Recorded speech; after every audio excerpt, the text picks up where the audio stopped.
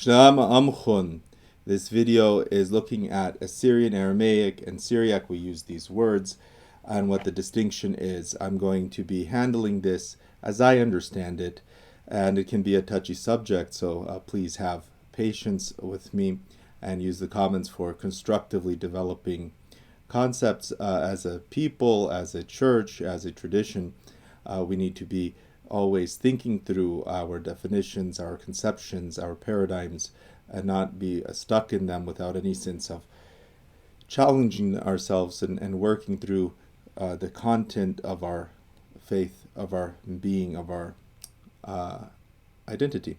So this is a priest of the Church of the East. I thought it really represents what I'm on about this. He certainly is Assyrian. He has a book that is written in a Aramaic that we call Syriac because of its script, because of the context in which that script has been used.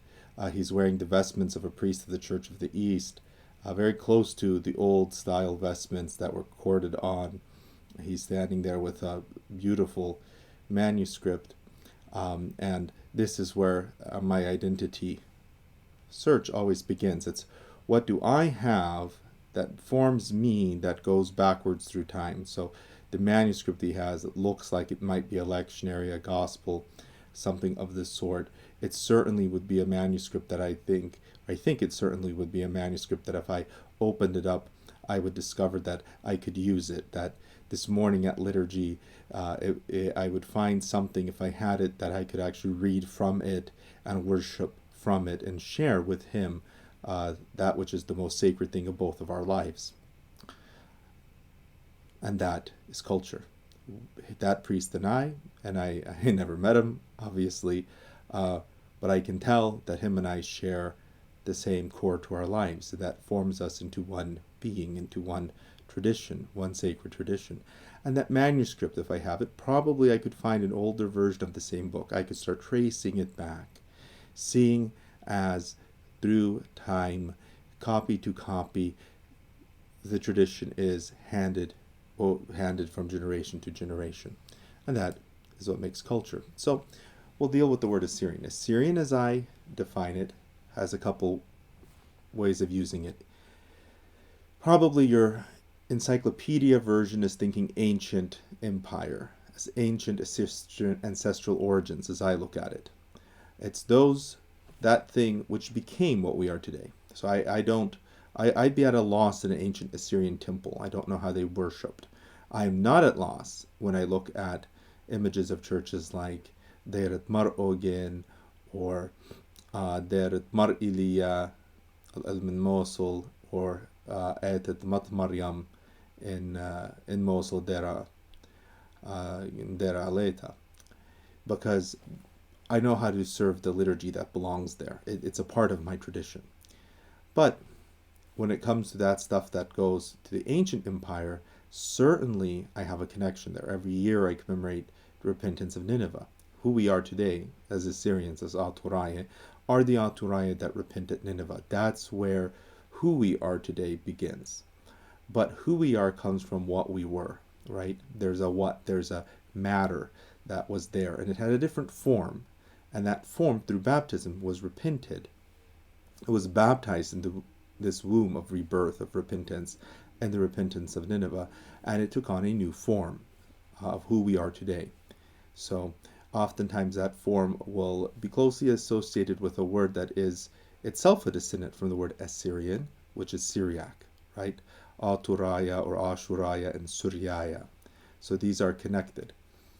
I would never take a text where the word Suryaya is used and add an alep, because that would be doing violence to the sources of my identity, right? The Khudra and its manuscript tradition is something that forms me. I don't form it. I study it. I learn from it.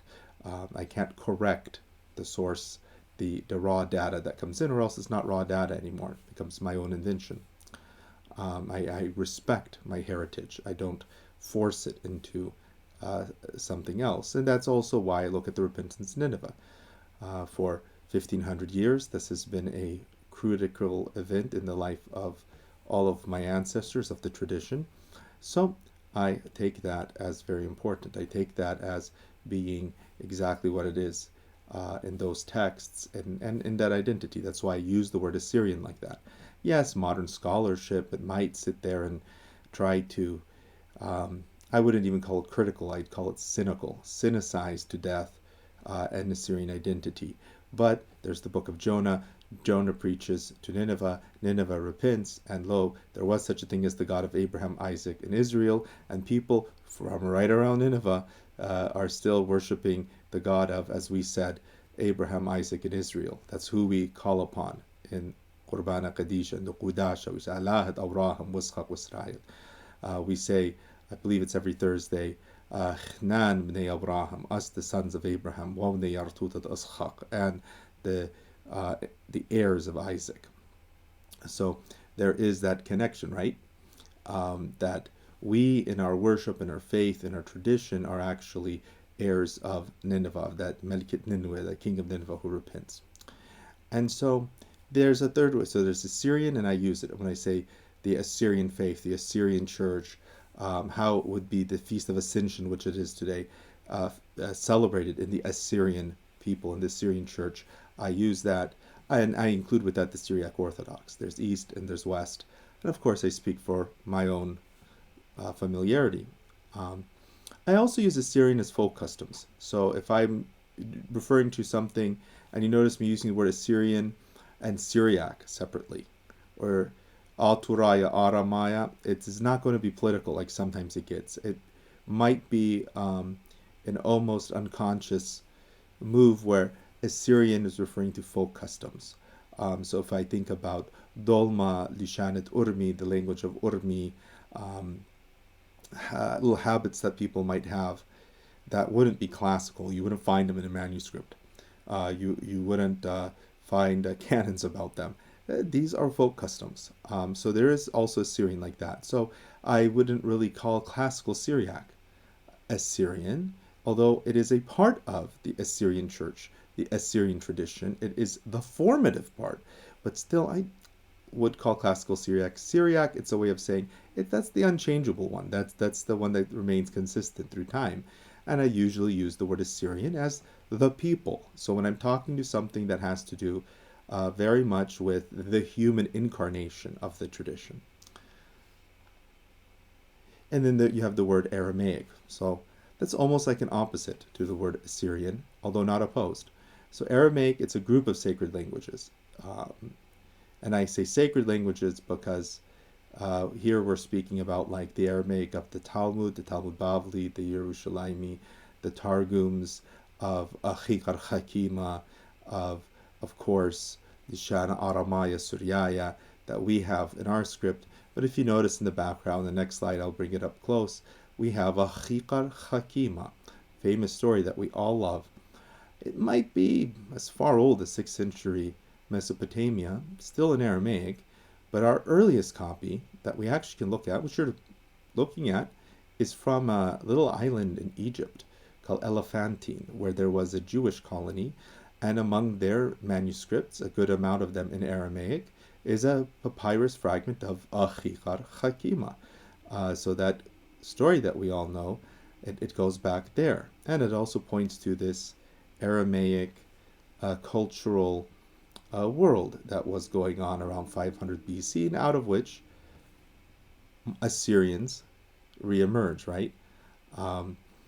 And Aramaic has several scripts. So one's the one you're looking in the back here, which is like a Hebrew script. It's the same script that modern Hebrew, Ktav Ashuri, Assyrian script of Hebrew. You have the Syriac, that I'm not going to, you have enough of that on my website. And it is a West Semitic language, specifically a Northwest Semitic languages. So it has sibling languages like Hebrew and Canaanite, Ugaritic. It has cousin languages like Arabic and Ethiopian, and second cousins like the East Semitic languages. So an East Semitic language would be like Akkadian, Assyrian, Ancient Assyrian with the cuneiform. That would be East Semitic. So if you look up a Semitic languages family tree, you can see this. Like here, this is from Encyclopedia Britannica, and you'll notice that and what scholars do is they look at the languages they have evidenced. So, like Akkadian, we have written texts. Old Akkadian, Babylonian, Assyrian, we have written texts. Um, Ugaritic, Aramaic languages, Hebrew, we have written texts. And we also have modern Arabic and modern Hebrew, modern Aramaic languages. We also have those either written or spoken, or both. And they look at their relationships. So you had, let's say, Proto-Semitic. Why do we think of that? Well, because when we put these languages together, we look at Akkadian, and it's close to what was used in Babylonian and Assyrian. It's got a development in it, and we look at its features. And then we notice that when we put together, for instance, Ethiopic and South Arabian languages, they have a lot of shared features. And when we put together Aramaic languages, Hebrew, Ugaritic, Amorite, they have a lot of shared features. So you can kind of tell they're siblings. It's like Portuguese and Spanish, Ukrainian and Russian, Belarusian and Russian, Tajik or Dari and Iranian Farsi. We're talking about differences like that, more or less. And they're siblings, right? You can tell that they are versions of the same language. And this is where the question comes up. What's a dialect? What's a language? For me, my rough and ready answer is I have to learn a language. I have to sit down and study its grammar. I have to actually crack the code of the language. A dialect I can just pick up. I know Spanish really well. Watching and reading Portuguese, and even more so Italian, it just comes to me. I was learning Russian recently, reading, watching stuff in Ukrainian. It clicks over. It starts making sense. But I wouldn't be able to do that with German. It's a different language to me. It's not a different dialect. If I'm listening to West Syriac, I don't need a grammar for that. I listen, and at first it sounds very foreign, but after 10 hours or so, my ear really has picked it up, and I'm going into it. So, Aramaic, Hebrew, they're languages, but you could kind of acquire them. They're kind of dialectal. Modern Arabic dialects. Well, sure, someone from the Maghrib and someone from the Najd might have difficulty understanding each other, but, plenty of people watched a lot of Egyptian television, picked up Egyptian without studying the nuances of Egyptian. And if you look at this, you notice that there's two branches, East Semitic, West Semitic. So this would be kind of the second cousins, right? And then within those, you got a bunch of kind of first cousins. East Semitic is Akkadian, Old Akkadian, Babylonian, Assyrian. So we'll call that Assyrian. Then you have kind of Ethiopic languages. We're going to put South Arabian languages into it. You've got the Northwest Semitic language is like Hebrew and Aramaic. And you've got Arabic. So, like Arabic and the Northwest Semitic languages, they're cousins. Hebrew, Aramaic, they're siblings. And then the modern languages, though, they become, you could do this chart all over again, right? Where you could put kind of like the language of Urmi and maybe Tiari and Jilu and look at their similarities, and in the language of like the Plains language of Mosul and Al-Qush, and then you could go into the Loroyo languages and you could figure out how they're interrelated grammatically and the language base they use. They would be a bunch of siblings, but you might end up with some cousin relationships. And that's how these historians are going through it. I don't want to overburden us with this analysis of languages, is just to say that ancient Assyrian is something quite different. We have a few words from ancient Assyrian in modern, and there may be one or two that don't get attested more than once in classical Syriac texts.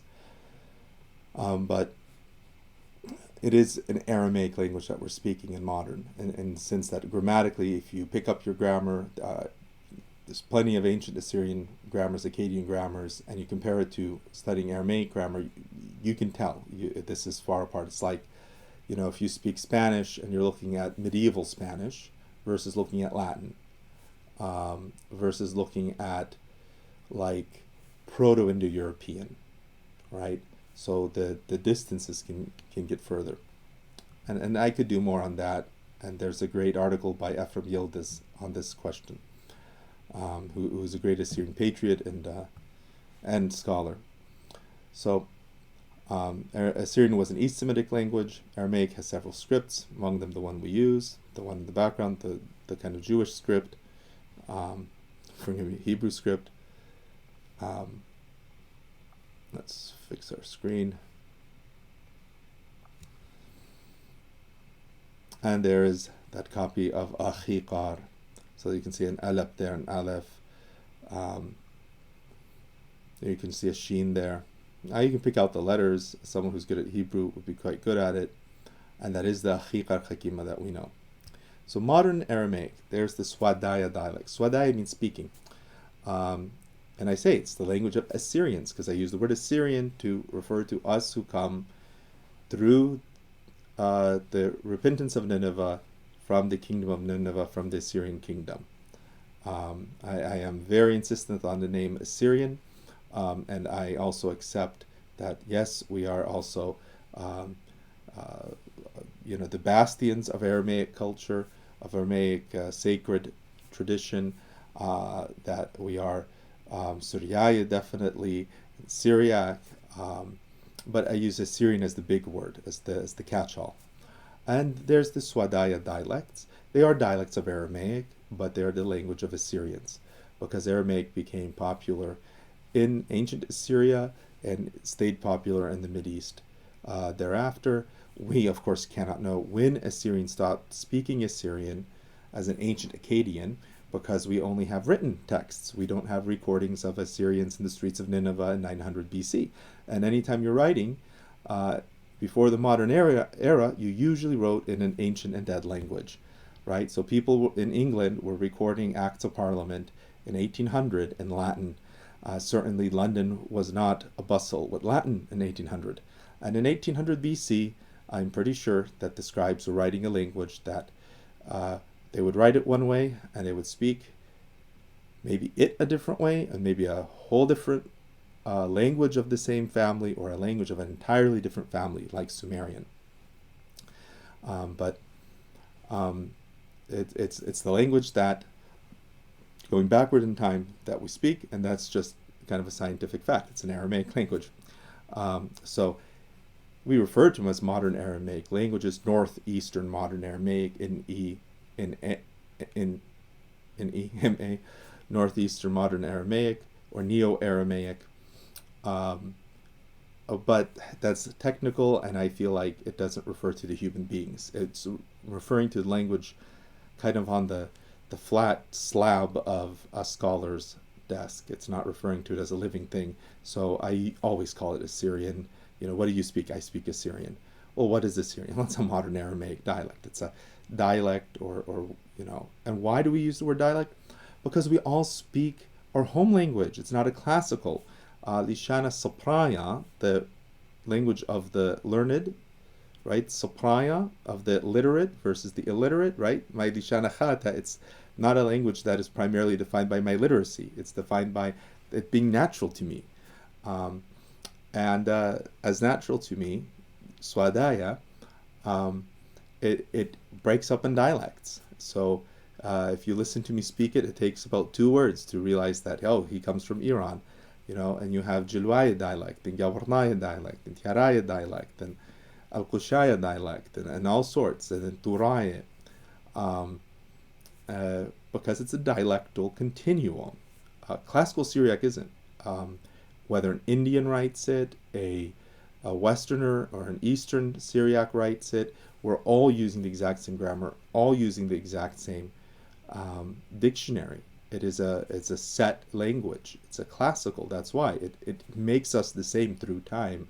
Whereas our modern ones are extremely diverse and extremely always dying and rebuilding and Turkifying, then Persifying, and then Arabizations in it, then Englishisms and Russianisms, especially in my dialect, and it's just a natural part of it. And then the classical keeps us united. There are very few Akkadian words in modern Aramaic.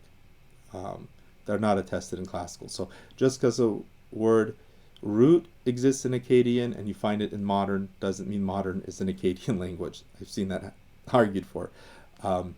There is the word leg, akla, and it's very rare in Aramaic. I'm not sure if it's in Syriac. I think I've only seen it in Jewish Aramaic usage. And I don't even remember where I saw it, and I wish I did.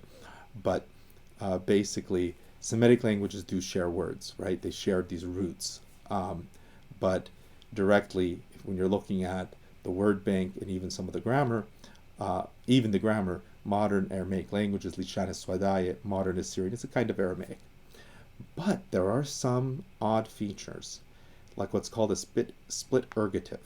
And a split ergative is like when I say Munshiali. Munshiya means a forgotten person, right? Munshiya, he is forgotten, forlorn. Munshiyale. Munshiya. Munshiya li. So a forgotten one to me, she was. I forgot her. How would I say I forgot her? Munshiali, a forgotten one to me, she was. Ktiwali, a written one to me. That's called the ergative. It happens in Caucasian languages. I believe it happened in, it was a feature of Sumerian, and it was a feature of Urartian and Hurrian languages, which would be around the Lake Van, Urmi, Hakkari Mountains area. So maybe it comes from there. Maybe it's just taking our participle and overdoing participles in Aramaic. But there are also things that are not Semitic about modern languages, because modern languages pick stuff up, and sometimes you have no idea where they come from. That's why I call it Assyrian. It's what Assyrians speak. It's Assyrian. But linguistically, it's a kind of Aramaic. Finally, Syriac, Suryaya. So my grandfather will ask, he's really old, he was born in the mid-20s, Shwabu Suryayana. You have Assyrian neighbors. Well, see how I did that? Wasn't even thinking about it. You have Assyrian neighbors, Shwabu Suryayana. Suryaya, it's what we most often use. They're Syriac. They're Ahmadi and Suryaya. It means people whose sacred language is Syriac. And yes, they're Syriac Orthodox and Church of the East, and that's why we say Medan Chaya Ma'arwaya, Medan Hoyo Ma'orboyo. And it's a great word. East and West Syriac, they're not dialects because they're both referring to classical Syriac.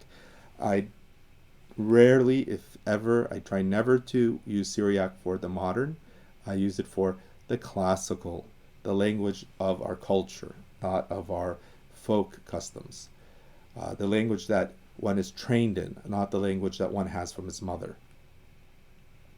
So we're old people. We're not a modern people. We're not like invented by the Enlightenment. We are pre-Enlightenment culture. So it's an imposition of the Enlightenment to think in terms that are secular. Classically, you thought in religious terms. Culture is that which is kultus, that which is cultivated, which is forced in you. Marduta is what is arda, is driven into you.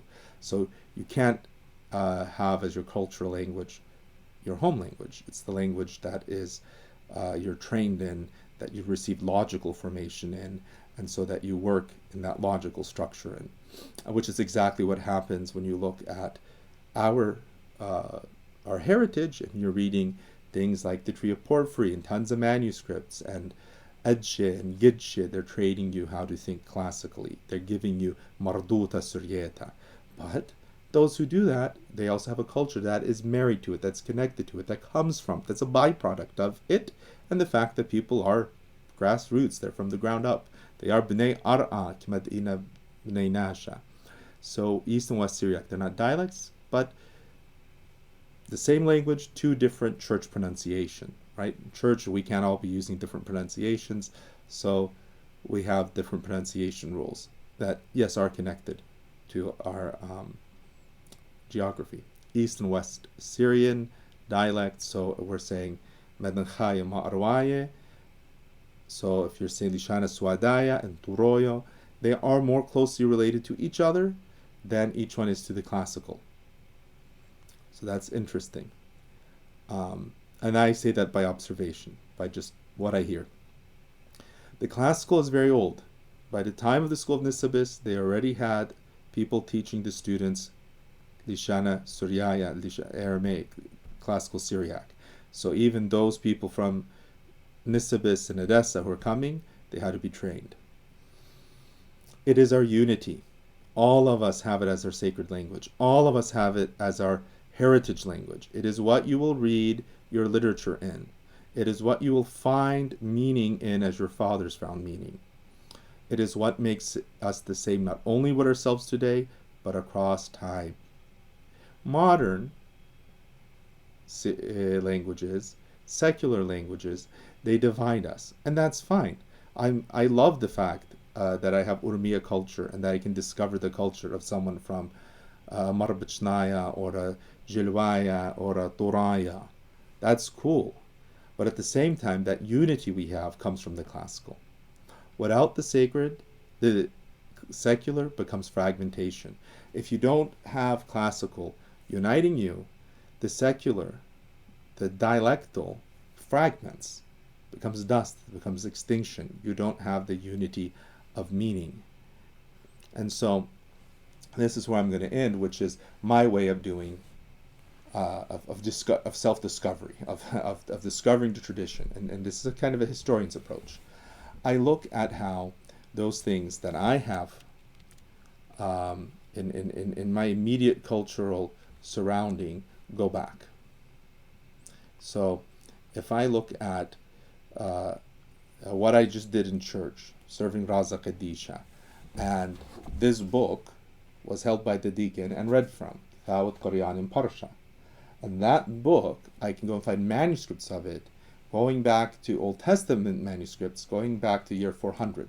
So I've got 1600 years of my ancestors copying what this book is, because that's what's most sacred to them. It's like that priest, right? I never met the man, but I know him and I have the same central value.